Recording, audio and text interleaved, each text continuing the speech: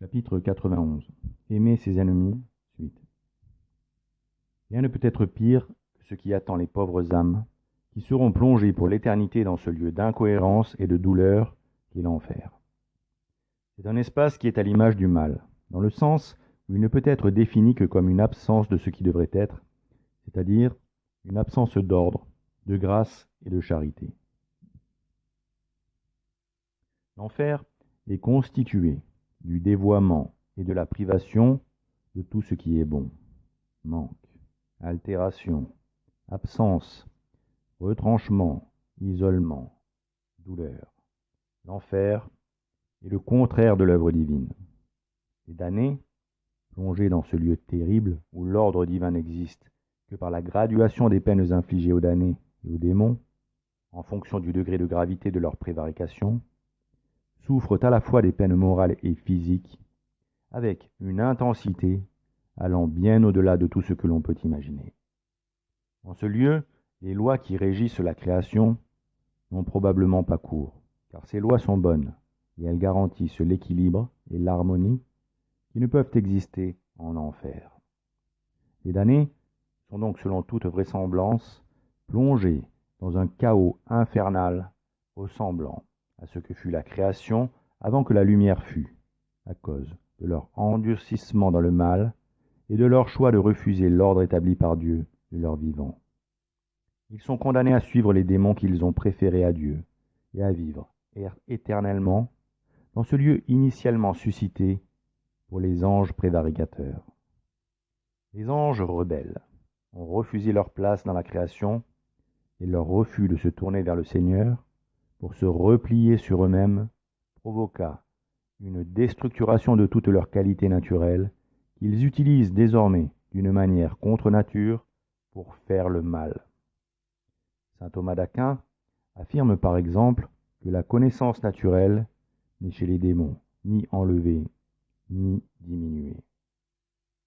Elle est en effet une propriété de la nature angélique, qui comme telle est intelligence et esprit. Or, à cause de la simplicité de sa substance, rien ne peut être soustrait à la nature angélique pour sa punition. Comme il arrive que l'homme soit puni par l'ablation de la main, du pied ou d'un autre membre. C'est en ce sens que Denis affirme que les dons naturels demeurent dans leur intégrité chez les démons. Leur connaissance naturelle n'est donc pas diminuée. Quant à la connaissance spéculative qui vient de la grâce, elle n'est pas enlevée totalement, mais diminuée, car les secrets divins ne sont révélés aux démons que dans la mesure nécessaire, soit par l'intermédiaire des bons anges, soit par les manifestations temporelles de la puissance divine, dit saint Augustin. Cependant, cette connaissance n'a pas l'étendue et la clarté de celle des saints anges qui voient dans le Verbe les vérités révélées.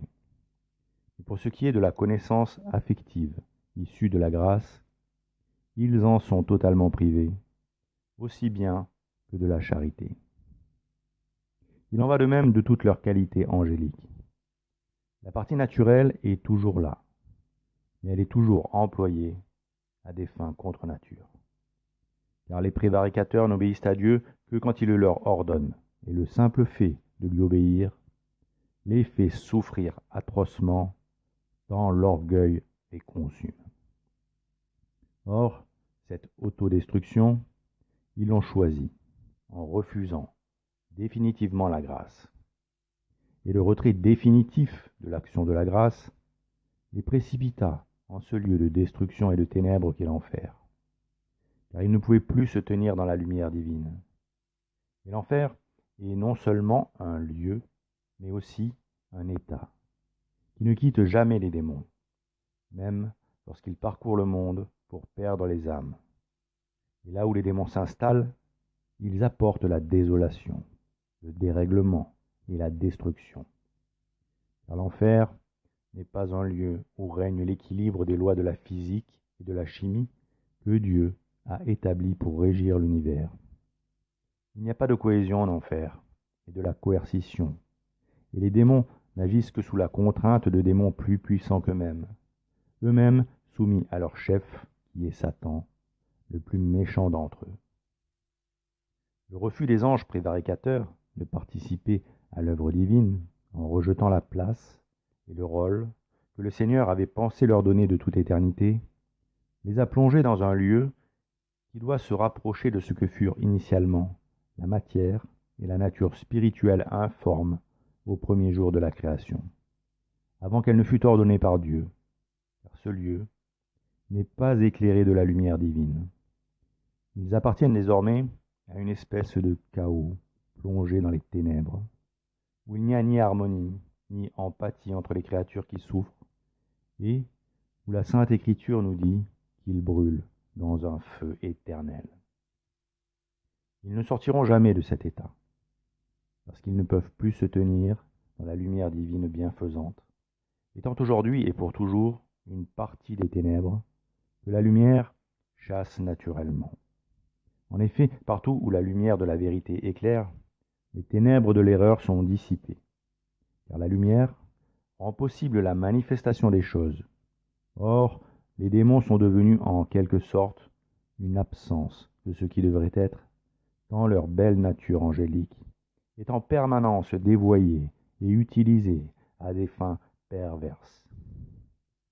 Que peut manifester la lumière divine chez ceux dont les mains sont vides, et qui à chaque instant de leur existence accroissent le mystère d'iniquité en poussant les hommes au péché, empêchant ce qui doit être et favorisant ce qui ne doit pas être.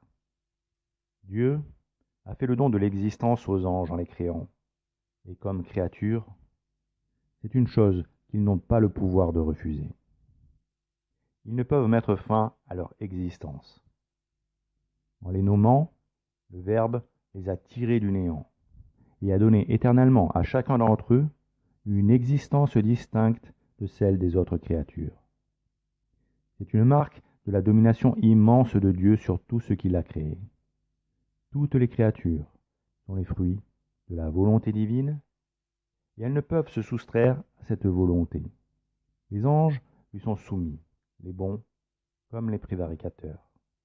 Mais Dieu leur a donné le libre arbitre pour qu'ils choisissent de servir ou de prévariquer. Et c'est ce libre arbitre qui a permis aux anges apostats de refuser le don de la grâce, prétendant, dans leur orgueil, qu'ils pourraient s'élever sans elle, parce qu'ils étaient déjà si magnifiques et puissants qu'ils s'abîmèrent dans la contemplation de leur propre esprit.